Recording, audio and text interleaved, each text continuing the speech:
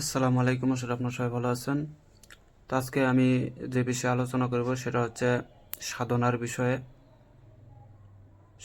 বিষয়ে আলাপ আলোচনা করব এবং কোন গুরুর কাছে গেলে বা কোন গুরুকে আপনারা শিষ্য হিসেবে গ্রহণ হবেন তাদের কাছে, এবং সাধনা করলে পরে কি কি হয়, এবং সাধনার ভিতরে আপনাকে কতগুলা বিদ্যা আগে কন্ট্রোলে রাখতে হবে, এবং এখানে দেবতা মারণ, অপ্সরা মারণ, যোগিনী মারণ, নাগিনী মারণ, মানুষ মারণ, এগুলো আপনাকে জানতে হবে।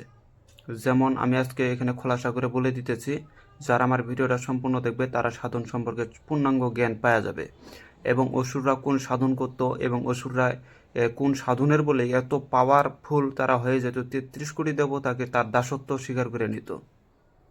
একটা অসুরের কাছে 33 কোটি দেবতা পর্যন্ত মাথা নত করে দিত। কোন বিদ্যার বলে, কোন তন্ত্রমন্ত্রের বলে তারা এত পাওয়ার হয়েছে, আজকে সে সম্পর্কে আলাপ আলোচনা করব। আপনারা সুন্দর করে আমার ভিডিওটা দেখেন এবং মনোযোগ দিয়ে শুনেন। আমার কথাগুলো যদি শুনেন অবশ্যই সাধনার সম্পর্কে মারাত্মক লেভেলের জ্ঞান আপনার হয়ে যাবে।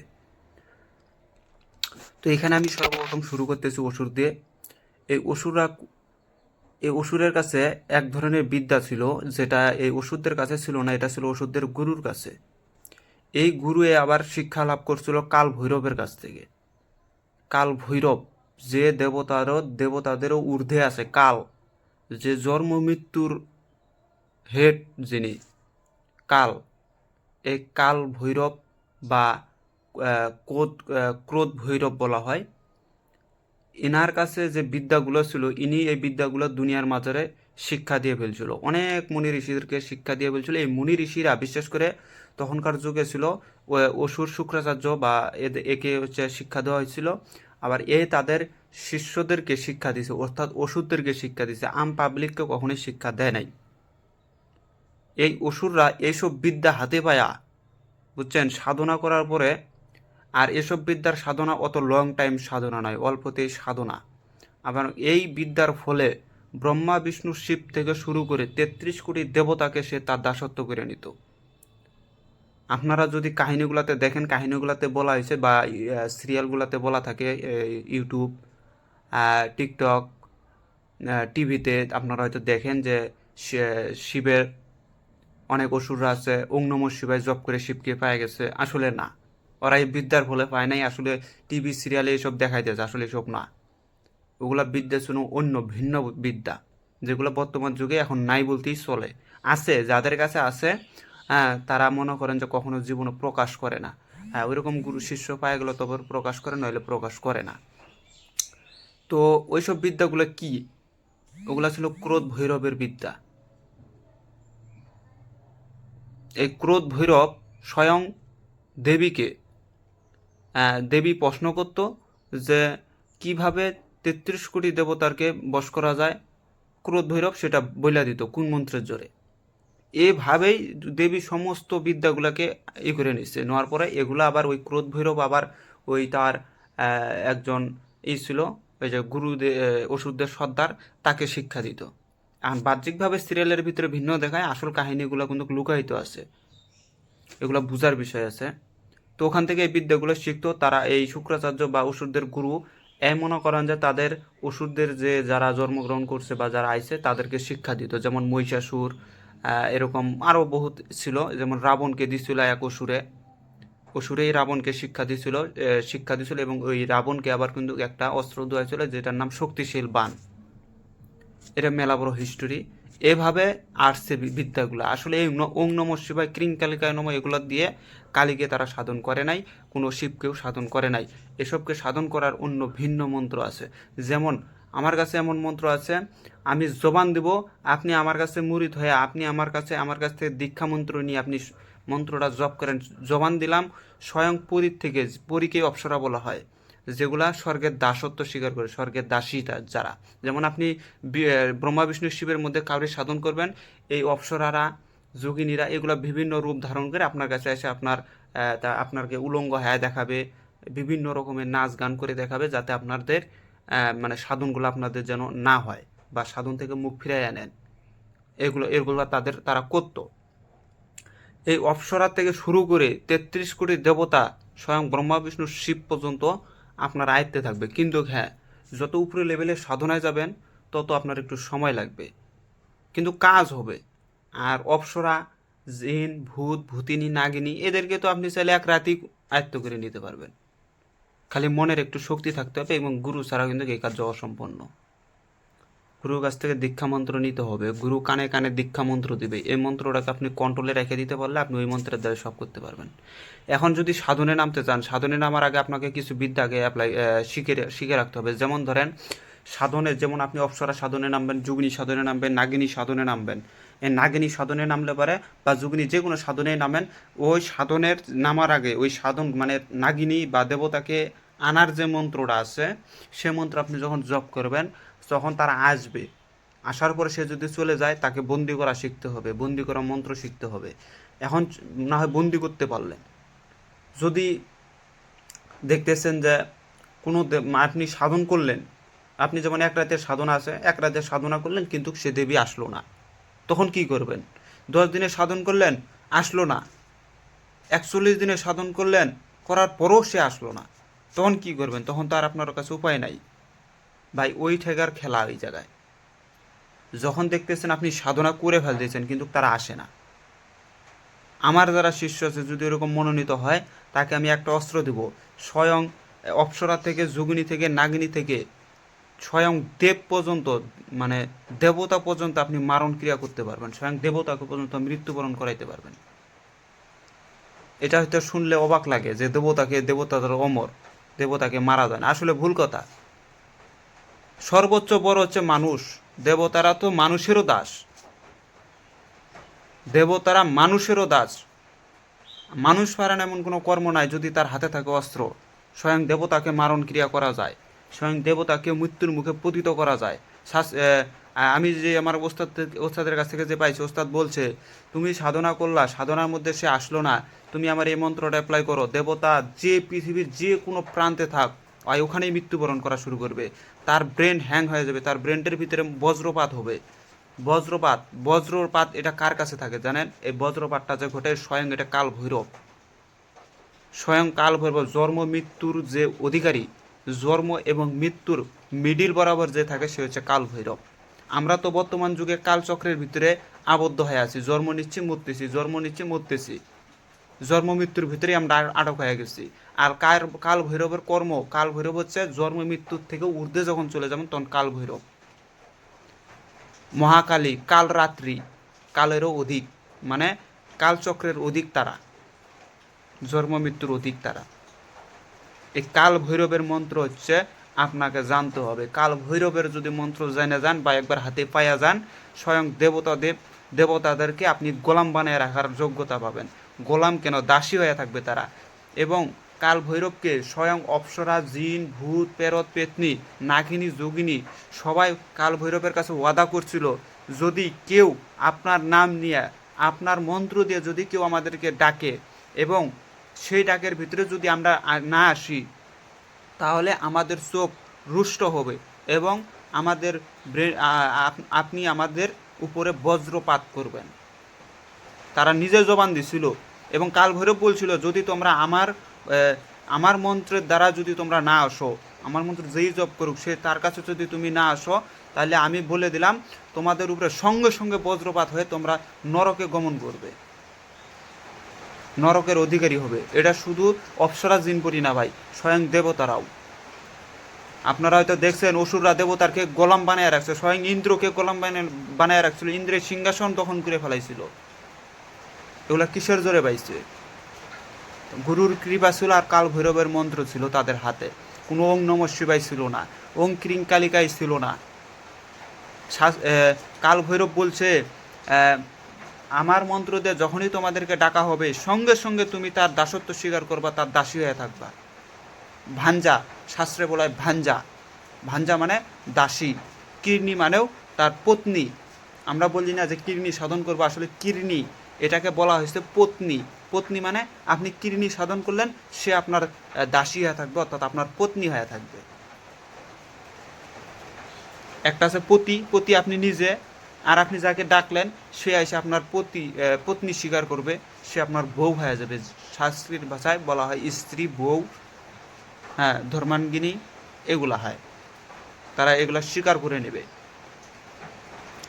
আর আমার মন্ত্র নিয়ে আপনি শ্মশানে বসে যান, একটা রাতের সময় দেবেন, জবান দিলাম এক রাতের ভিতরে যদি কোনো কিছু যদি না পান, তারপরে আপনার জুতা আর আমার গাল হবে। কিন্তু এইসব জিনিস তো আগেই দেওয়া যায় না, আগে শিষ্যদেরকে পরীক্ষা করতে হয়, দেখতে হয় যে কোন শিষ্য কেমন, কার ভিতরে কি আছে, কে কতটুকু আগাইছে, এসব পূর্ণাঙ্গভাবে জেনে শোনার পরে যদি গুরুর মনে চায় তবে ওই শিষ্যটাকে ডেকে নিয়ে এসে একটা জিনিস দিয়ে দিল। আপনি দেবতা মারণ যদি না জানেন তাহলে দেবতা সাধনের ভিতরে ভাই বইসেন না, জীবনটা হানি করে ফেলাবেন। যদি আপনি অপ্সরা মারণ ক্রিয়া করতে না পারেন, অপ্সরাদেরকে মারতে না পারেন, তাহলে তার সাধনের মধ্যে বইসেন না। আমার কাছে এমনও সাধন আছে, আপনি সাধনায় বসলেন, এক রাতের সাধনা, সবগুলাই এক রাতের সাধনা, আপনি সাধনায় বসলেন, মন্ত্র জপ করলেন, কোনো দেবী বা দেবতা কোনো অপ্সরা আপনার সামনে আসলো না, আপনি যেমন অপ্সরা সাধন করলে তাহলে অপ্সরাই, দেবতা সাধন করলে দেবতায়, যদি দেবতা সাধন করেন সাপোজ, তাহলে দেবতাকে ডাকলেন, দেবতা আপনার কাছে আসলো না, সাধন কিন্তু শেষ, তারপরেও সে আসে নাই, তখন আপনার করণীয় কি? এসব গুরুরা তো জীবনও শিক্ষা দেয় না, শিষ্যদেরকে এসব কথা বলেই না। যেমন আপনি সাধনা করলেন, আসলো না, তখন কি করবেন? আর আমরা যে মন্ত্রগুলো জপ করি, কিরা কাটা, অমুকের মাথা খা, তমুকের মাথা খা, এসব মন্ত্র দিয়ে আপনারা আনতে, এগুলোকে সাবর মন্ত্র বলা হয়, যদি সঠিক থাকে। এদের ভিতরে, এই মন্ত্রের ভিতরে কিছু কিছু বিষ মন্ত্র থাকে, তারা আসে কিন্তু তাদেরকে দেখা পাবেন না, আর সাধনার ভিতরে স্বয়ং দেখা যায়। এবং সে যদি না আসে, তখন গুরু আপনাকে আরেকটা মন্ত্র শিখিয়ে দেবে, এটা আগেই শিখিয়ে দেয়। এই মন্ত্রটা সাধনের শেষে দেখতেছেন যে আসলো না, তখন এই মন্ত্র জপ করে দেন, পৃথিবীর যে কোনো প্রান্তে থাক, বাপ বাপ বলবে আর আপনার সম্মুখে এসে হাজির হবে। আর যদি হাজির না হয়, পৃথিবীর যে প্রান্তেই থাক, ওর উপরে বজ্রপাত হয়, মৃত্যুবরণ করবে এবং নরকে গমন হবে। এটা আমার কথা না, স্বয়ং কাল ভৈরবের কথা, স্বয়ং ক্রোধরাজের কথা। আর কাল ভৈরব ক্রোধ এটা হচ্ছে শিবেরই অংশ। আপনারা মনে করেন যে শিবের থেকে কাল ভৈরব আসছে, কাল ভৈরব মনে হয় ছোটো, আসলে না, এটা যারা জ্ঞানহীন তারাই ছোট পায়। যেমন দুর্গার কাছ থেকে কালী আইছে, কালী ছোট, আসলে কালী ছোট না। যেমন আমি আমার বাপের কাছ থেকে আসছি, আমার বাপে আমাকে জন্ম দিচ্ছে, এখন পৃথিবীতে আইসে, এখন আমার বাপ ছিল আগে মূর্খ, এখন আমি শিক্ষিত, তাহলে আমার বাপের ঊর্ধ্বে গেলাম। আমার বাপ যে কর্ম করে থেকেছে তার থেকে বেশি কর্ম আমি করে থেকেলাম ভালোটা, তাহলে আমি আমার বাপের ঊর্ধ্বে গেলাম। বুঝতে হবে এখানে ভাই, এমন আছে কেউ কেউ বাপের পায়ের তলেই পড়ে থাকে, কেউ কেউ বাপের মাথায় উঠে যায়, বাপের টান দিয়ে বুকে জড়াইয়া নেয়, কর্মগুণে এগুলা। তো এগুলার বিষয়ে এইসব মন্ত্রগুলা যাদের কাছে থাকে, স্বয়ং অপ্সরা, জিন, পরি, ভূত, পেরত, পেতনি, যক্ষা, যোগিনী, আতসপুরী, জলপুরী, হিয়াপুরী, জবতাপুরী, নূরবেবী, শাহজাদী, সূর্য, নৃষি, স্বয়ং দেবতারা তার আয়ত্তে থাকে। একটা মন্ত্র বলে দেই, এই মন্ত্রটা আপনারা যদি অমাবস্যা রাত্রে জপ করেন, জমান দিলাম, হ্যাঁ, এক রাতের ভিতরে আপনি যদি একটা কিছু আয়ত্ত না করতে পারেন, তাহলে আমার কল্লাটাকে এটা ফালাই দেবেন। কিন্তু এখানে কিছুটা গুমর রাখতে হবে, কেননা এগুলো বিষ মন্ত্র, এগুলো প্রকাশ করা অসম্ভব বা প্রকাশ করা যায় না। আমি মন্ত্রটা দিতেছি, নিয়মগুলো ভিন্ন করে দিতেছি, কিন্তু হ্যাঁ, এটা জব করলে কিছু না কিছু আপনি পাবেনই, এতটুকুই বলে দেবো। কিন্তু কি পাবেন এটা আপনার কাছে, অত খোলাসা করে দেব না। যেমন ধরেন, এগুলো কিন্তু বিষ মন্ত্র ভাই, কখনো কাউকে, আপনি যদি আমার ভিডিও যারা যারা দেখতেছে তারা সেই পর্যন্তই রাখবেন, অন্য কাউকে শিখাবেন না, শিখালে এই বিদ্যা কিন্তু আপনার কাছে অকেজ হয়ে যাবে। কেননা ক্রোধরাজ এটাও বলে দিয়েছে যে যদি কেউ আমার এই বিদ্যা ভক্তিহীন কোনো লোককে যদি শিখাইয়া দেয়, যার ভিতরে কোনো আধ্যাত্মিকতা নাই, যার ভিতরে চৈতন্য নাই, যার ভিতরে ভক্তি, বিশ্বাস, ভালোবাসা কিছু নাই, তাকে যদি কোনো গুরু শিখাইয়া দেয় আমার মন্ত্র, তাহলে সেই গুরু তৎক্ষণাৎ ধ্বংসপ্রাপ্ত হবে। মানে আমি যদি এখন আপনাদের ভিতরে কিছু নাই, আমি যদি আপনাকে এই মন্ত্র শিখিয়ে দেই, এই মন্ত্র যখন আপনি জপ করবেন, আপনি তো ধ্বংস হবেন, সাথে আমাকে নিয়েও যাবেন। এই জন্য গুরুরা এত সহজে কোনো শিষ্যক ভাই আগে দেয় না, আগে দেখে যে শিষ্যটা কেমন। যদি দেখে না এর আধ্যাত্মিকতার ভিতরে, এর চলাফেরার ভিতরে আধ্যাত্মিকতা আছে, এ বুঝবে ভালো, শুনবে ভালো, তখন এইসব বিদ্যা তার কাছে বলে। আর যদি এসব বিদ্যা সাধারণ মানুষের কাছে প্রকাশ করে, তাহলে এই গুরু অল্প দিনেই নাই হয়ে যাবে, অল্প দিনেই বিনষ্ট, স্বয়ং ক্রোধরাজই তাকে বিনষ্ট করবে। তাই এখানে ভাই অনেক কিছু বুঝার আছে। আন্তাজি মনে করেন আপনারা গুরু কাছে চাইলেন, না দিবে না। আপনারা গুরুর পিছনে পড়ে থাকেন, গুরু এমনিই দিবে এগুলা। গুরু কি সাথে করে কবরে নিয়ে যাবে নাকি? নিয়ে যাওয়ার জন্য করে দুনিয়া শিখছে নাকি? শুধুমাত্র তার ভক্তি, বিশ্বাস, ভালোবাসা তার প্রতি রাখেন, তাকে শ্রদ্ধা করেন, মানেন, তার পূজাদি করেন, অবশ্যই পাবেন। কিন্তু এসব বিদ্যা শেখার আগে ক্রোধরাজের মন্ত্র আপনাকে শিখতে হবে, ক্রোধরাজের প্রণাম মন্ত্র শিখতে হবে, ক্রোধরাজের বীজ মন্ত্র শিখতে হবে। না হলে কিন্তু এসব বিদ্যা আপনি যখন শিখবেন তখন কিন্তু এরা আপনাকে হানি করার চেষ্টা করবে আগে। তো মন্ত্রটা বলে দিতেছে, এই এক মন্ত্র দিয়ে স্বয়ং আমি বলে দিই কাকে কাকে হাজির করতে পারবেন। আমার এই এক মন্ত্র দিয়ে জিন, ভূত, পেতনি, ভূতিনী, নাগিনী, অপ্সরা, যোগিনী, তারপর দেবতা, চণ্ডী, কালী, তারপর চণ্ডী, কালী, উমাদেবী, আর শেষে আছে ব্রহ্মা, বিষ্ণু, মহেশ্বর। যখন ব্রহ্মা, বিষ্ণু, মহেশ্বর এই মন্ত্রের দ্বারা যখন সাধন করতে যাবেন তখন কিন্তু আপনাকে 1 সপ্তাহ করতে হবে কঠোর তপস্যা। এটা তাই এই ব্রহ্মা বিষ্ণুর সাবজেক্টটা আলাদা করে দিলাম, বাদ বাকি যে সাবজেক্টটা সহজ আছে আমি সেগুলো বলে দিতেছি। যেমন ধরেন এই মন্ত্রের দ্বারা আপনি সাধনা করলেন কিন্তু দুর্ভাগ্যবশত আসলো না, তখন কি করবেন? তখন বলবেন, যেমন ধরেন আমি বলতেছি ভূতিনী সাধনা, সাপোজ ধরে নেন, ওং জল জল ব্রজেন মারাই মারাই অমুক অমুক ভূতিনিং কুরু কুরু ফট সোহা বা ফট, এই মন্ত্রটা করে দেবেন, ওং জল জল ব্রজেন মারাই মারাই অমুক ভূতিনিং কুরু ফট। এটা যখন জপ করবেন ওই ভূতিনীর পৃথিবীর যে প্রান্তেই থাক, ভূতিনীর নাম কিন্তু নিতে হবে, আমি নাম বললাম না, যে প্রান্তে থাক ওই আপনার সম্মুখে যদি না আসে তাহলে ওই বজ্রপাতে মারা যাবে। সাপোজ এই মন্ত্রটা আপনি শ্মশানে বসে থেকে জপ করলেন সারা রাত, ওই রাতের ভিতরে ভূত পেরা যত কিছু আছে শ্মশানে সব কিছু আপনার অধীনস্থ হবে, আপনার চরণে এসে ভক্তি দেওয়া শুরু করবে, বাবা এ কী জপ করছে। এবং যখন দেখতেছেন যে আপনি জপ করার পরও তার আসলো না, তখন বলবেন কি, আমি বলে দেই। তখন এটা বলতে হয় না, এটা বলার লাগে না, এই মন্ত্র দ্বারাই খালি একটু মানে আপনাকে একটু খালি ব্রেনটা একটু খাটাইতে পারলে এই এক মন্ত্র দ্বারাই বহুত কিছু পাবেন। উমাদেবী তো চিনেন, স্বয়ং কালী। এই মন্ত্রে যদি স্বয়ং কালী না আছে তার উপরে বজ্রঘাত করবে। ভাই এখন অনেকেই অনেক প্রশ্ন করবে যে ভাই কালীকে মারতে পারে এমন কিছু নাই। কালীকে যদি মারতে না পারেন তাহলে কালীকে বন্দি করেন কিভাবে? হ্যাঁ ভাই, বুঝার আছে ভাই, মানুষের অধীনস্থ সকল দেবতারাই যদি সে এরকম জ্ঞান পায়া থাকে, স্বয়ং শ্রীকৃষ্ণই তো বলছে যে আমি আমার ভক্তের দাসত্ব স্বীকার করি, যে আমার নাম জপে আমি তার দাস হয়ে থাকি সর্বদাই। আর ক্রোধ ভৈরবের মন্ত্র তো মারাত্মক লেভেলের মন্ত্র ভাই, একবার আপনি এখানে বসে থেকে কাজ করবেন, কারোর উপরে মারণ ক্রিয়া করতেছেন, ওখানে সঙ্গে সঙ্গে মরবো হয়। কিন্তু এগুলো সাধনার বিষয় আছে। তো ভিডিওটা অনেক বড় হয়ে গেছে, আমি আপনাদেরকে বেশি কথা আর বুঝাইতে পারলাম না বা দিতেও পারলাম না।